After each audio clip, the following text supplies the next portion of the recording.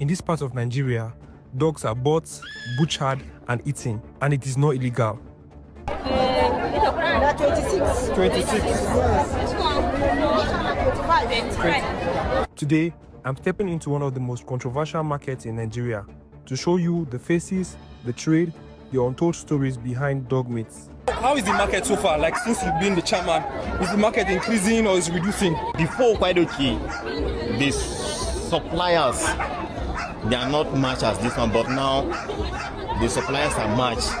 They normally go to far north, like Kano, Niger, Cameroon, Chad. These people here go all the way there to get those Yes, dogs. to get dogs and things. That's far. You are saying that the dogs say they don't bite? They don't bite. Highest? Highest, na 80. 80. Small one, that's 30, 25. We know how we dey kill dog for here. As you can see that stick, now we dey use am blow in head. That's all. To ban the killing and selling of dogs. The Nigerians are eating dogs. Dog lovers, we cannot take this. Why do Nigerians eat dog? Banning the slaughter and sale of dogs for their meat. Eating dog meat